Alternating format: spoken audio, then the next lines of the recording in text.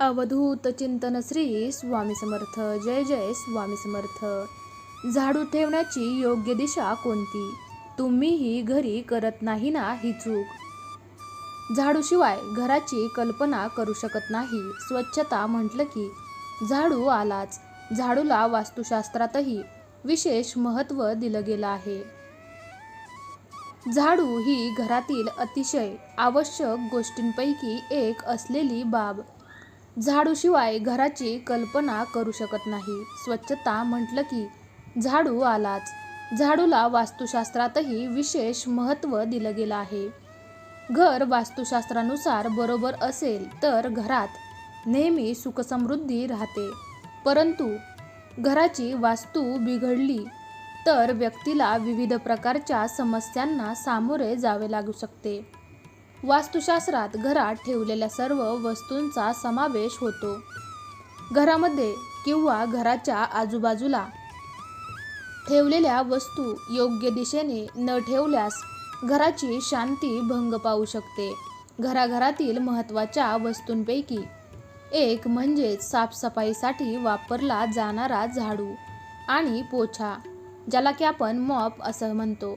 ज्योतिष आणि वास्तू सल्लागार यांच्याकडून जाणून घेऊया घरात झाडू आणि मॉप कोणत्या दिशेला ठेवावेत. झाडू किंवा पोछा कुठे ठेवू शकता? वास्तुशास्त्रानुसार काही दिशांना चुकूनही झाडू किंवा मॉप ठेवू नये. या ठिकाणांमध्ये पूजा कक्ष, स्वयंपाकघर, घरातील शयनकक्ष यांचा समावेश होतो. यापैकी कोणत्याही ठिकाणी झाडू किंवा मॉप ठेवणे अशुभ मानले जाते. वास्तुशास्त्रानुसार झाडू घराच्या वायव्य किंवा पश्चिम कोपऱ्यात ठेवता येतो. परंतु लक्षात ठेवा की झाडू घराच्या ईशान्य किंवा आग्नेय दिशेला ठेवू नका. झाडूची देवी लक्ष्मी म्हणून पूजा केली जाते, परंतु ती केवळ काही खास प्रसंगीच पूजली जाते. सामान्य दिवशी पूजास्थळी झाडू ठेवल्यास नकारात्मक परिणाम दिसून येतात. झाडू लपवून ठेवावा. झाडू किंवा मॉप बाहेरील लोकांच्या नजरेतून लपवून ठेवला पाहिजे, असे ज्योतिषशास्त्राचे मत आहे. घरामध्ये येणाऱ्या कोणत्याही व्यक्तीची नजर थेट त्यावर जाऊ नये अशा ठिकाणी या दोन्ही वस्तू ठेवा. याशिवाय झाडू कधीच उलटा किंवा उभ्या स्थितीत ठेवू नये. झाडू नेहमी खाली पाडून ठेवा. असे न झाल्यास तुम्हाला आर्थिक समस्यांना सामोरे जाऊ लागू शकते. येथे दिलेली माहिती आम्ही केवळ वाचक प्रेक्षकांपर्यंत माहिती म्हणून पोहोचवत आहोत. याला आम्ही कोणताही दावा करत नाही. श्री स्वामी समर्थ. जय जय स्वामी समर्थ.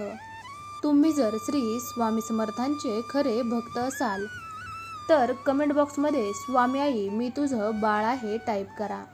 भाग्यवंत ठराल. तुम्हाला आजचा हा व्हिडिओ जराही आवडला असेल तर व्हिडिओला लाईक करा.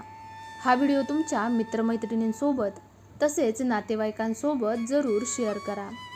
तुम्ही जर चॅनलवरती नवीन असाल तर चॅनलला सबस्क्राईब करा. चला तर मग पुन्हा लवकरच भेटूयात अशाच एका नवीन व्हिडिओमध्ये. तोपर्यंत तुम्ही सर्वांनी आजचा हा माहितीपूर्ण व्हिडिओ शेवटपर्यंत पाहिल्याबद्दल तुमच्या सर्वांचे मनापासून धन्यवाद.